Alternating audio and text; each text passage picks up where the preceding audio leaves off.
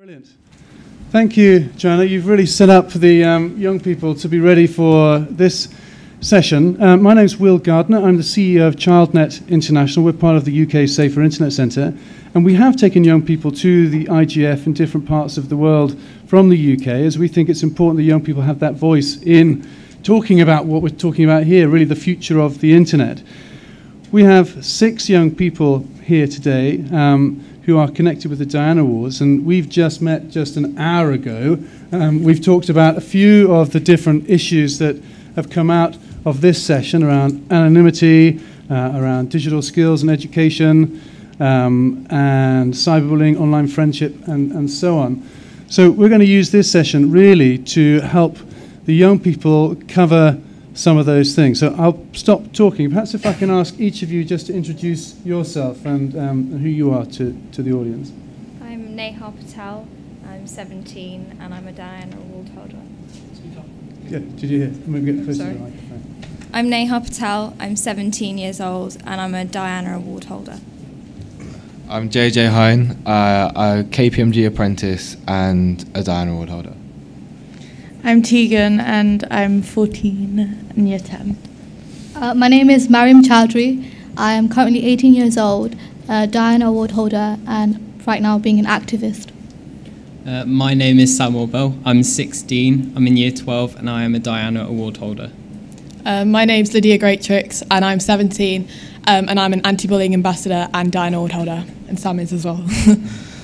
Sam, Lydia, do you want to explain a little bit more about what the connection with everybody to the Diana Award is, so people can understand what that is? Okay, do you want to? You go. Yeah. So our role as Diana Award holders and ambassadors is to carry on the legacy of Princess Diana, as she made a positive impact in the world. So whether that be fundraising for different causes, or whether, like myself and Lydia, an anti-bullying ambassador, which the Diana Award train students across the country to become anti-bullying ambassadors and make a positive difference to combat bullying. Very good. Very good. Well, we're very grateful for all of you for coming here today. Can I start off with the first question, and that's to everybody, to just talk about some of the services that you use online that you love using. If I can just cast that question to anybody down the line to talk about that. I think social media is a big one, especially for teenagers. I use Facebook and Twitter and Snapchat and Instagram basically every day, and I'm sure all the young people on the panel as well can say the same. Yeah. Tegan, you were talking about how your school had been taken over recently. Yeah. Me being quite young and only in year 10, I've been influenced by social media such as Snapchat, Instagram and Twitter, and not so much as Facebook. And because everyone's on Snapchat 24/7, it's basically taken over my school.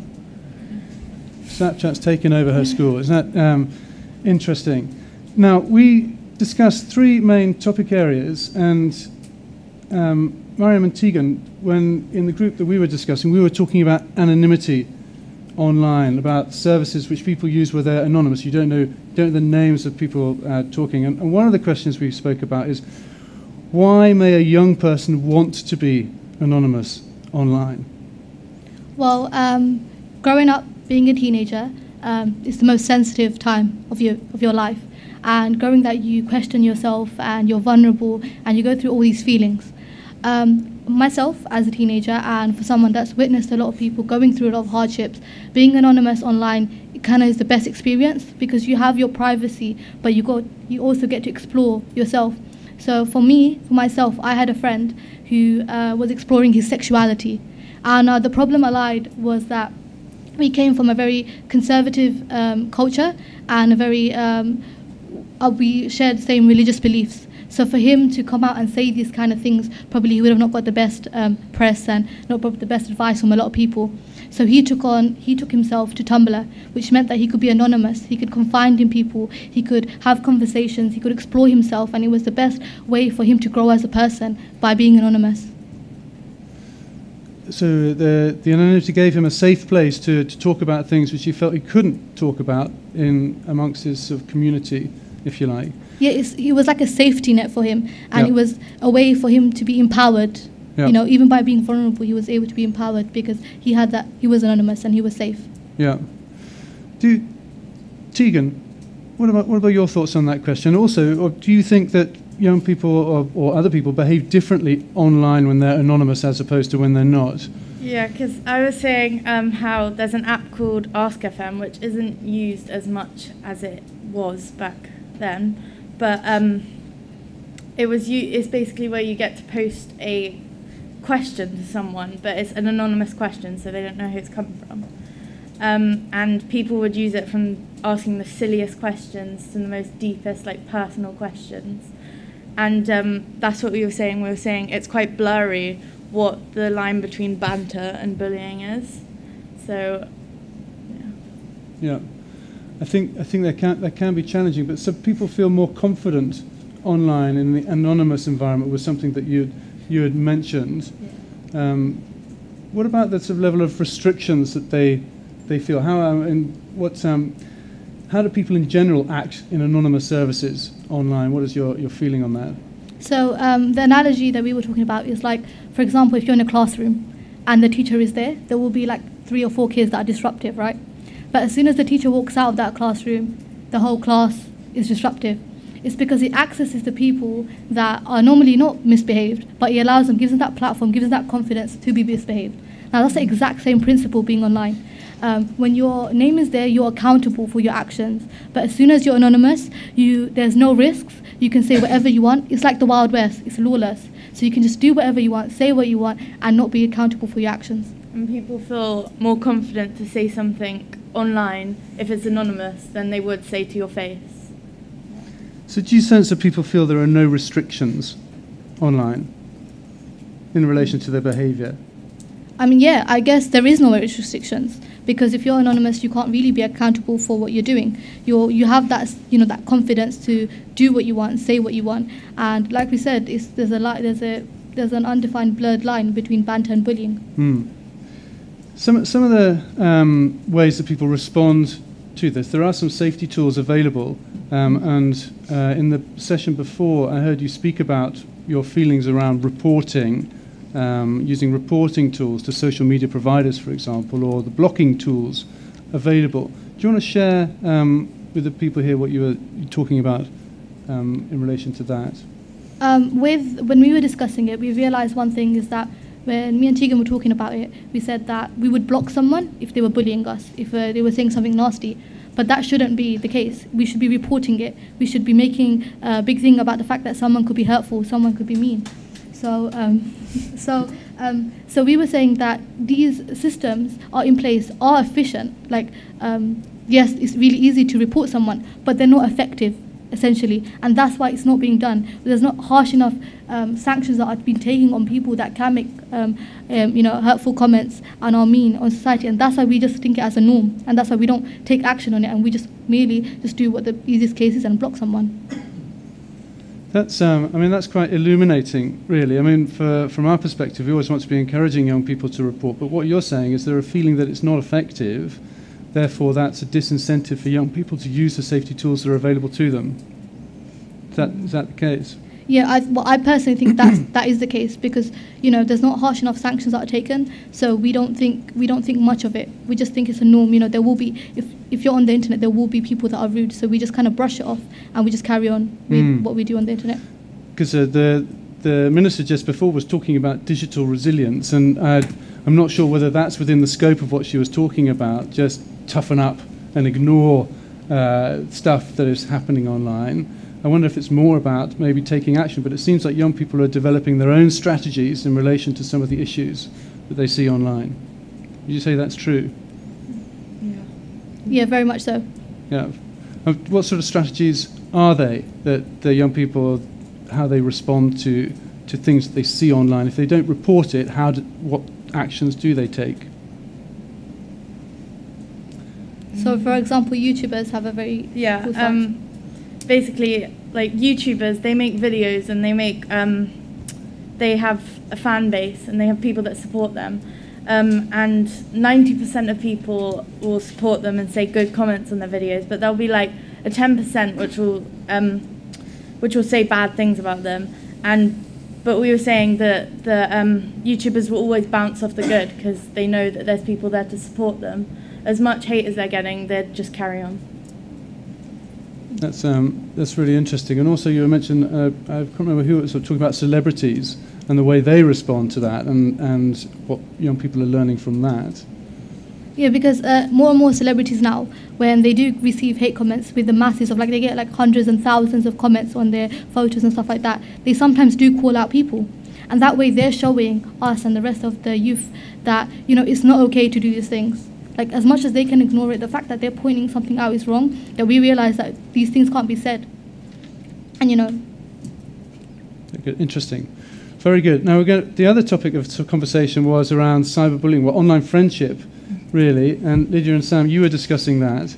You've got slightly different views about online friendship. I don't know who will go first, whether maybe Sam, do you want to tell us what you think about an online friend is as compared to an offline friend? Is there a difference between the two things? So I think there is a difference between being an online friend and being a real friend. So in real life, you may want to support your friend. You can do that in private, which you have that support network with your friends.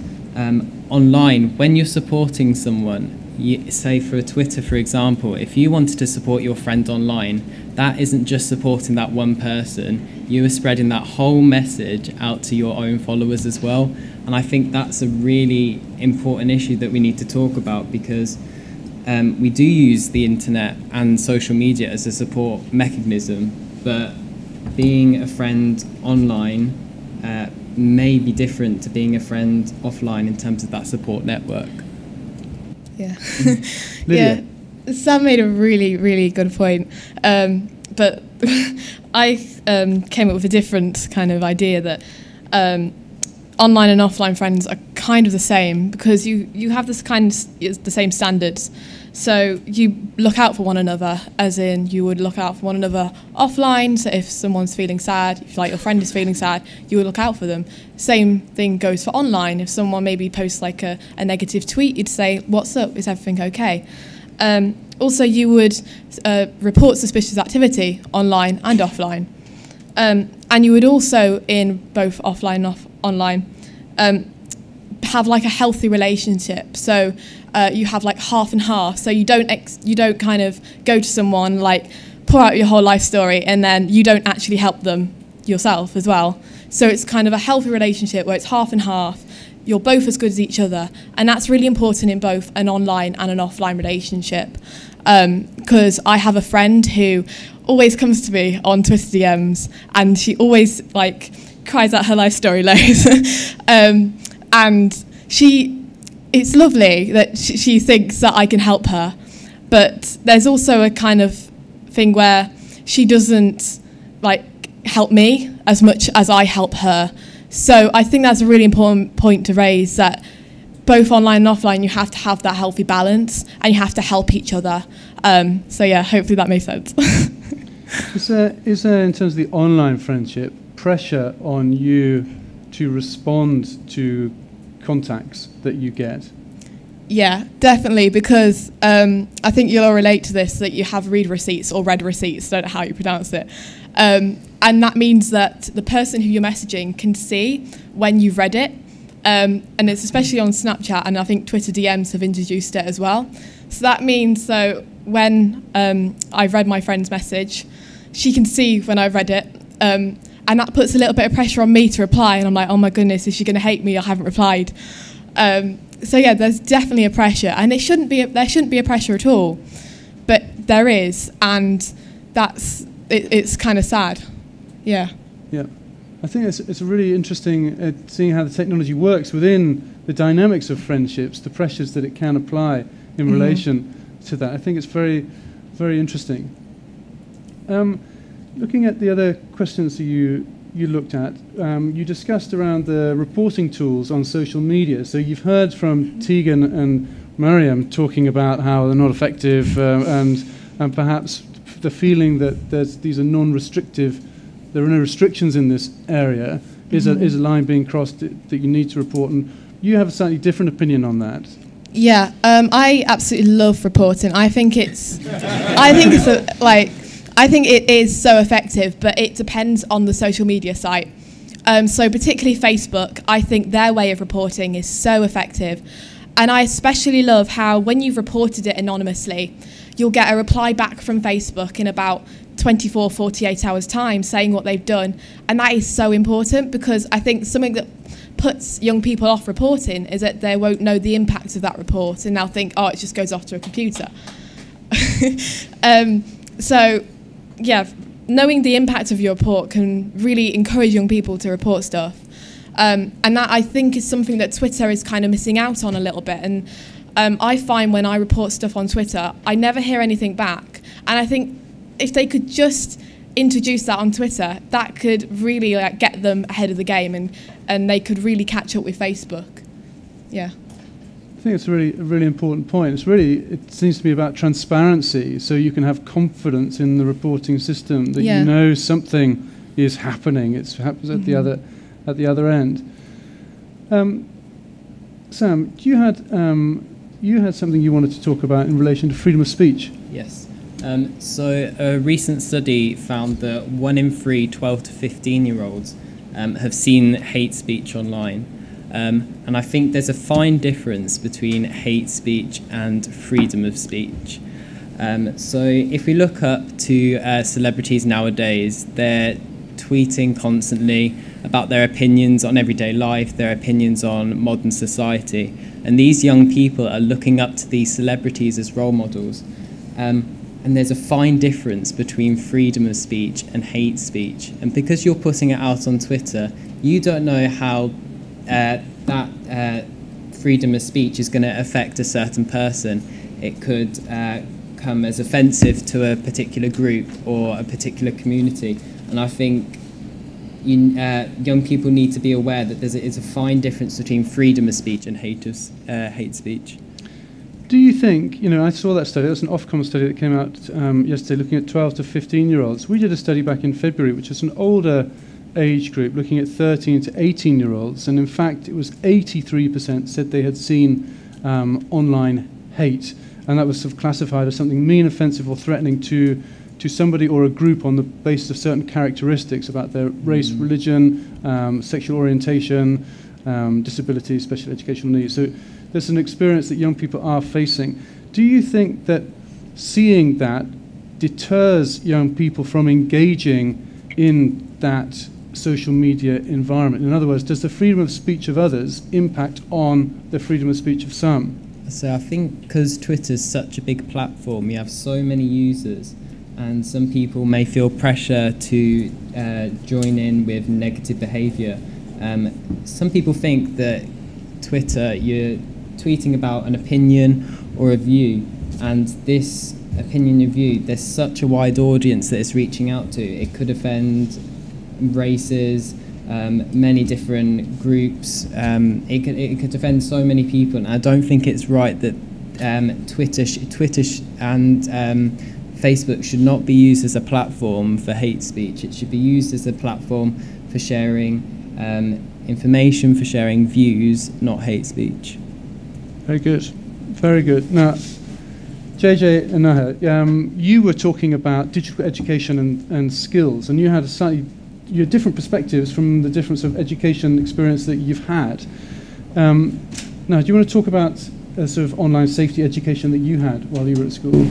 I go to an all-girls school, so the sort of subjects of sexting, peer pressure and body image are quite important online, and using social media. So the education varied between year 7, 8 and 9 and year 10 and 11, because peer pressure plays such an important role in the use of social media. And if friendships are unstable in the start of your secondary education, you're more likely having to live up to those sort of ideas that you have to always be on social media, or you have to reply to the next comment, or always be up to date. Whereas in year 10 and 11, I think that stable relationships and friendships kind of pan out then. So there's less pressure to be on social media and to be constantly worrying about body image and sort of the response on social media then. Yep.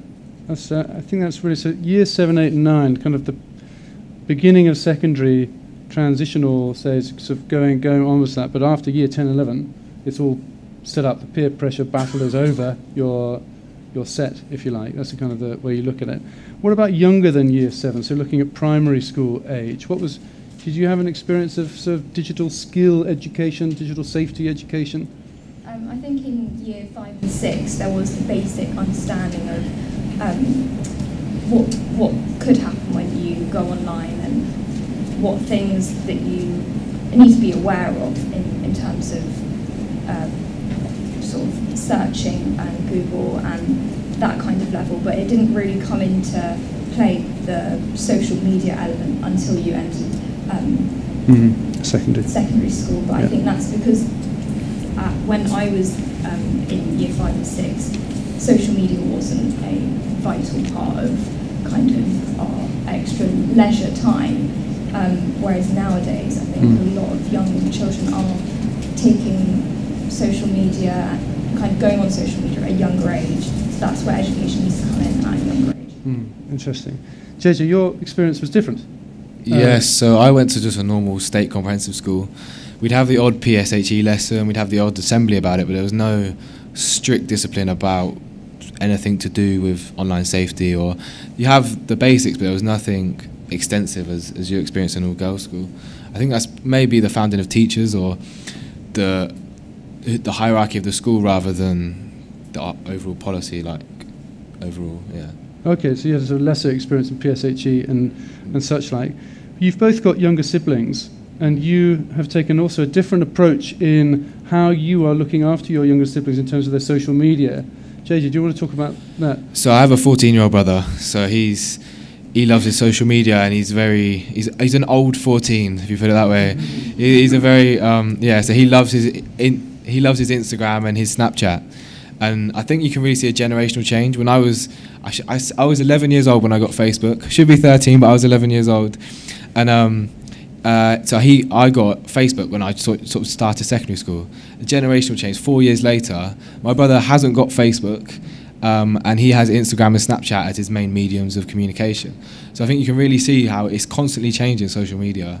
It's like almost impossible to keep up with, and I'm playing catch up with him sometimes.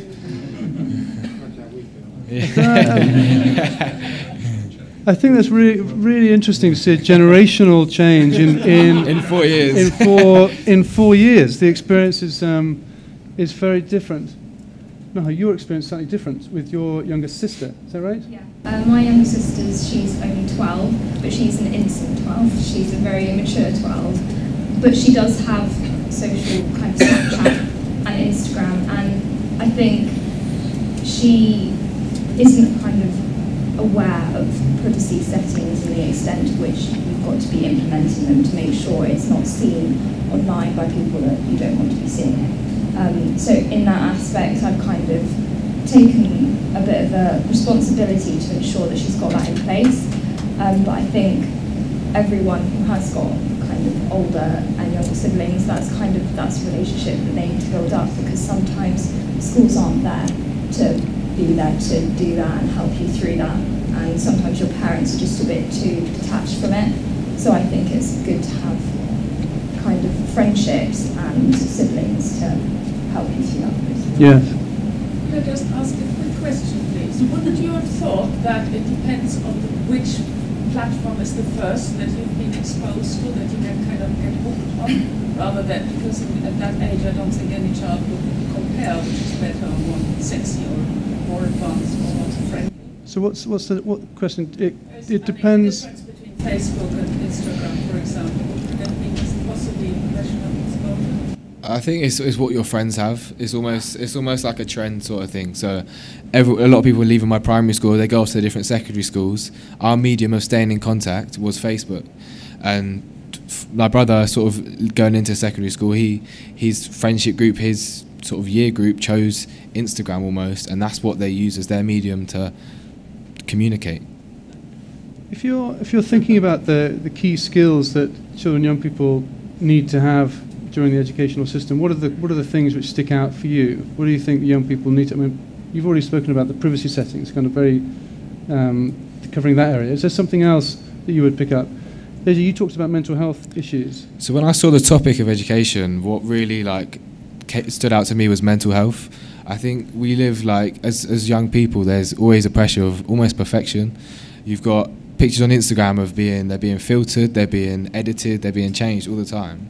And I think young people feel a pressure to almost live up to that, and you can see that with them filtering their own pictures, them editing their own pictures to fit these social standards.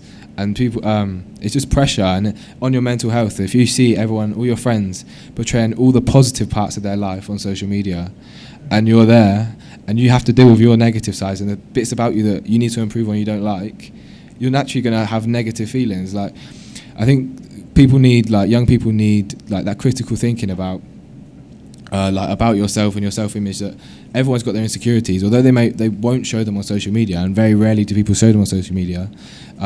Everyone has their insecurities, nobody's perfect. They have to get out of that realm of the internet that's all about perfectionism and look at and just respect that they are human beings and so are you, kind of thing. But I think that's a very important point to pick out. So it's about message about not comparing your life with others. But it's also, impossible. Yeah, but also thinking critically about the way people are using social media to present themselves. Yeah, I think that's a very important point. If we were looking at within the school environment, there is schools do filter the network within schools, and there is some monitoring going on. What's your experience of that? Did you find that it was restrictive for you, or did you value that level of protection provided by the school? Mine was quite basic. Mine was just a set thing, and there was no discussion on it. If a website wasn't available during a lesson, or we couldn't get onto it, that's just what happened. There wasn't much of a talking point, and it stayed the same throughout my whole experience of secondary school. So it just was not an issue? No, that was just a system. It seemed to be sort of almost communicated from outside of school, and that's just what happened. There was no sort of discussion or anything on it. You knew the rules and you just accepted the rules. You didn't have a choice. Yeah. Very good. Okay. Naha, what about your experience? I think similarly, when we entered secondary school, there was a sort of set over Wi-Fi, and also phone signals coming into school as well were limited. So I think in that way we kind of grew up with it, and dealt with it. But the younger children now who are using their phones more regularly and got phones much younger than like us, maybe, I don't know, 10, 11. That's before they enter secondary school, so they have that access when they're at home anyways. So when it comes to secondary school and monitoring in secondary school, that's where it's probably becoming more of an issue now. Okay. So we talked about anonymity, online friendship, cyberbullying, and digital education and skills. One of the other points we briefly discussed, we didn't have a lot of time before this panel, was internet policy.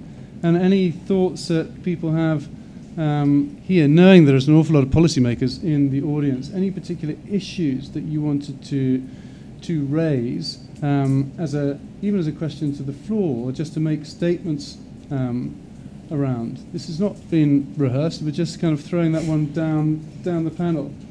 So my view is, so I said I got Facebook at the age of 11, and you're not meant to have Facebook till you're 13. But there's no consequence of me getting Facebook at age 11. There's nothing to me be accountable for, or that changes in my life if I have it at 9 years old or if I get it at 15 years old. There's nothing stopping me, or there's no restriction. So I think if a 15-year-old wanted to access adult content, they've already got, and they just have to click a button to say they're 18 even though they're not. There's no accountability, there's no consequence for them doing that. And I think it's almost pointless having that. There's nothing stopping you from going onto that platform and accessing that material. There's nothing accountable. And I was in here earlier, and I didn't actually see the speech, but it was about e-identification. I didn't hear the speech of what it was about, but from hearing the phrase e-identification, it sounded about accountability, and it said about being responsible, almost having what you do online relating back to you.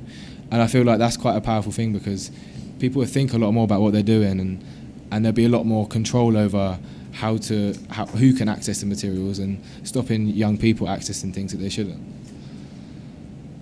So it's a mixture of new e-identification, making it clearer who people are online, which kind of counters some of the anonymity things that we were talking about on earlier. But then also an element of what's the point of these age restrictions. There's no implication, there's no consequence of clicking I'm 18. A 14-year-old, a 13-year-old, a 10-year-old, anyone can do it. Young people playing games when they're 4 or 5 years old on their phone, and they're clicking through adverts and they're doing all this. They don't even think about clicking I'm 18. It doesn't even like cross their mind. It really doesn't.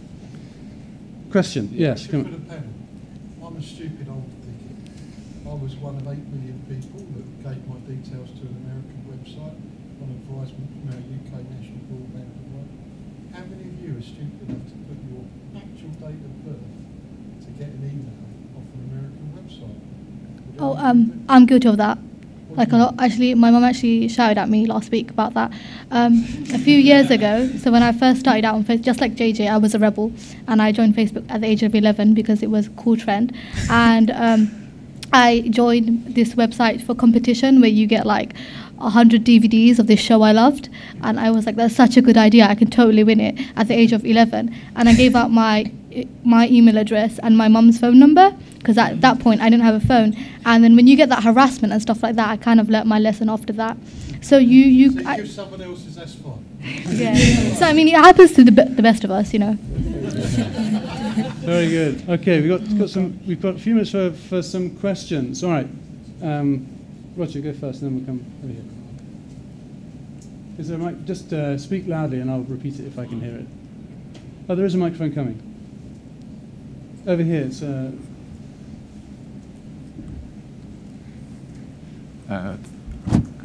Thank you very much to you guys. Really fluent and confident. I wish I'd had your fluency and confidence when I was your age. I'm in favour of young people. I used to be one once. I wanted to ask if any of you are interested in politics or current affairs, and if you are, in what way you pursue that interest through the internet. Can I say? Yeah, I study economics at A-level, and I'm very interested in current affairs. I want to be a journalist when I'm older.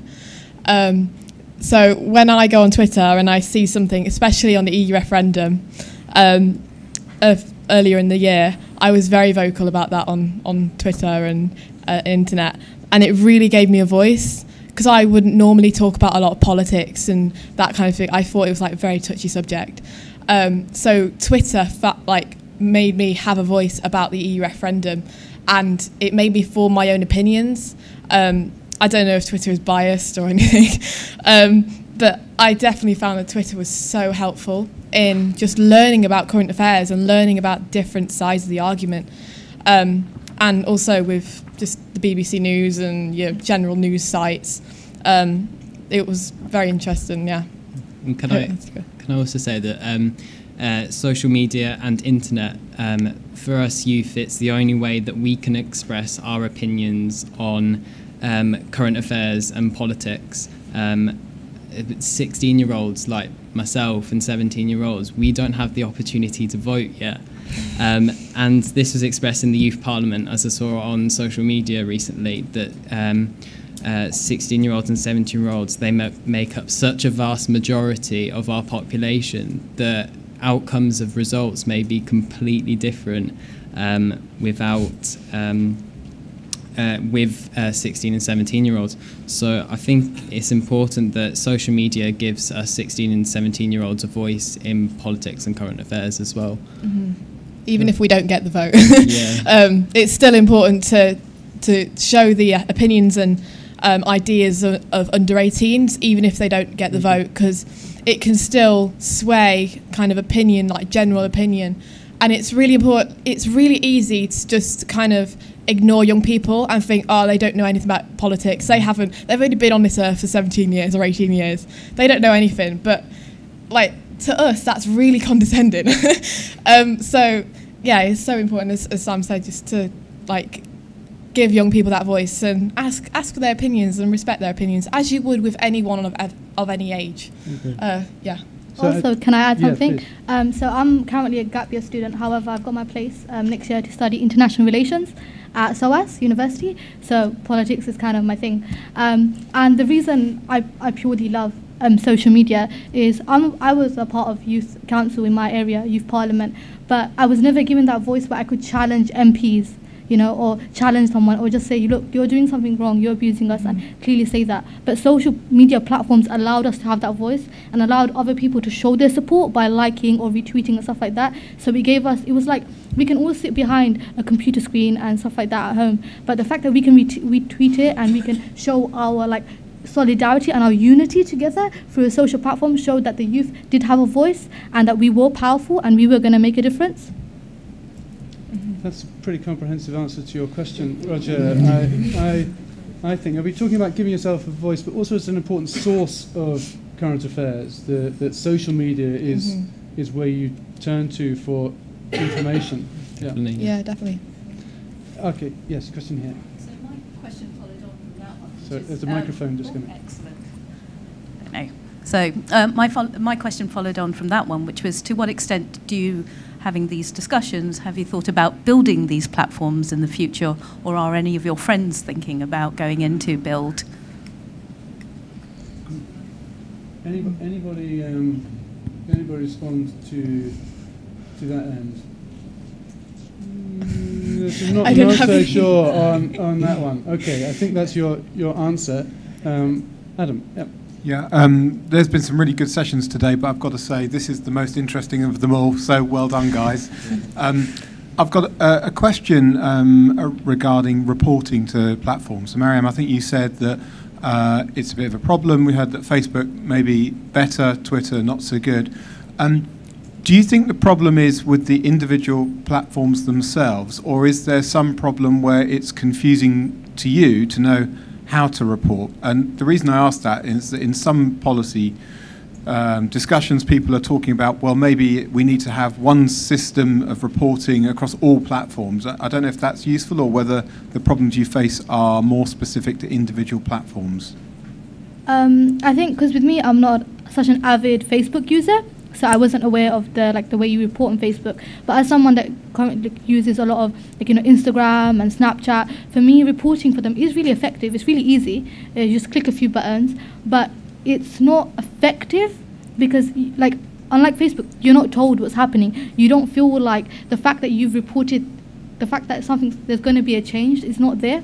And I think Sam pointed out before, it's like a blurred line of the options you pick.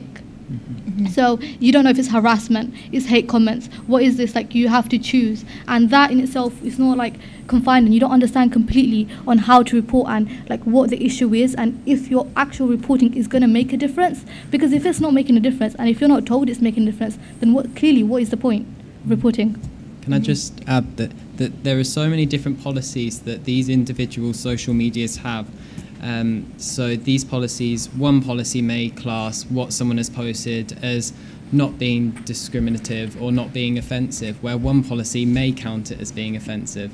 And it's more to do with the individual, what they think is offensive to themselves or what they think is offensive to someone else. And I think it's really difficult. I understand that social media has a difficult time distinguishing the difference and making it fair for everyone.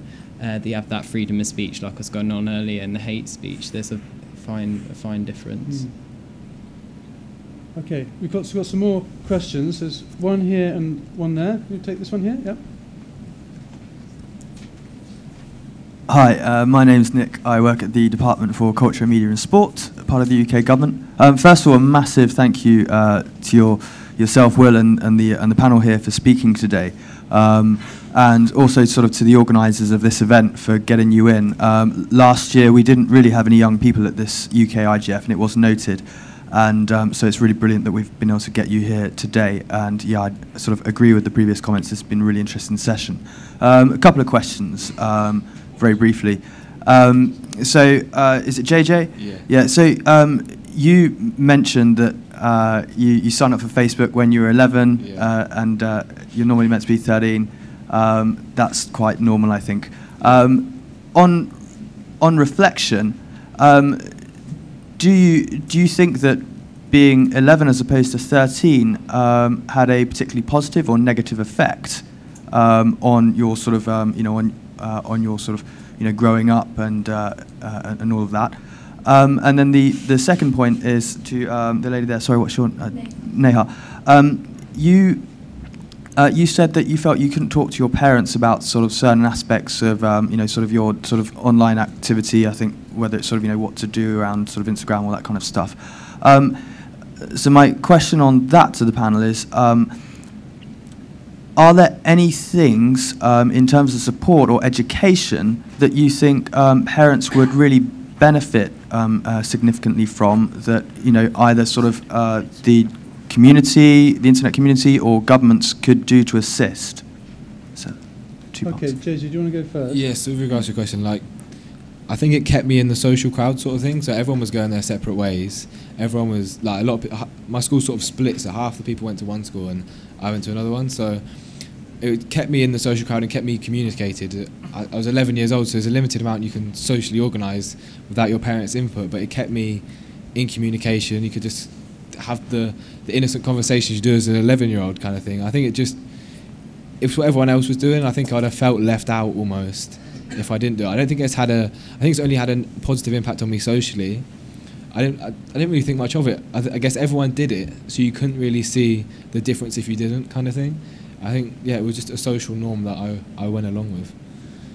And if you didn't do it, do you think you would have lost contact with those friends, or? Not necessarily, but I think at the time I'd have been quite disheartened.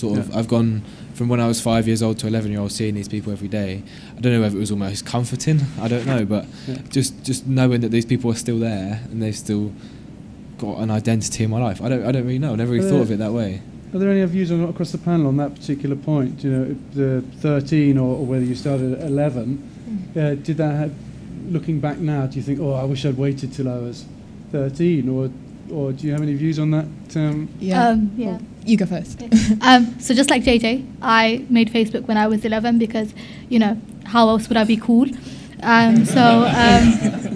So it did make me extremely popular. Yes, because I did not only just meet people and know people in my school and in my classes, but people from neighbouring schools and stuff like that. So I had a huge platform and I was hugely popular. But it did, at a very young age, it did open me up to people being not very mean. People being very mean, because you just come out of your primary school where you play it, and the probably the harshest comment you get is you have the lurkies, but then you come to secondary school and these people can be really, really horrible. So if I could ever look back, I would actually tell myself to wait a little bit more, so then I wouldn't have to experience the harsh reality of like an 11-year-old.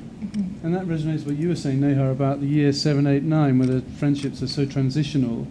I think, that age, I think when you're 13, you're in year 8, you kind of establish the friendships in year 7, and year 8 is a bit of a rocky period, so that's why I think it's been set at 13, but maybe 14 when you're in year 9, and those friendships have kind of almost started to be concrete, because it's very much to do with the development of sort of people and young people in those years. But answering the question about parents and their education to social media and internet safety, I think my parents, they don't have any social media, they're not really very tech savvy. So I think they do need to have a bit of an insight into what can happen on the internet, and try and have conversations with their children on that level, because if their friends are saying stuff and they don't feel like they want to go to school, because then the school might go and directly go and tell the other person who's maybe not being so nice. Your parents are kind of your safety net, they're there to care for you, and they need to be aware of this is another basically implication that can affect your well-being. So how do we reach those parents? What's your idea? What do you think? You think the school is the way to try and reach parents? I think schools need to have throughout, from as young as sort of year 4 all the way through to probably year 9 or 10, because I think after then you've kind of developed your understanding of education. But before then, I think parents need to be educated from the school and from all the material that the government have set out. So. Brilliant, brilliant. Now, sadly, we've run out of time. That has whizzed past. The signal's being given from the back. If I could just ask you all to show your appreciation for Sam, Lydia, Mariam, Tegan, JJ and Maher.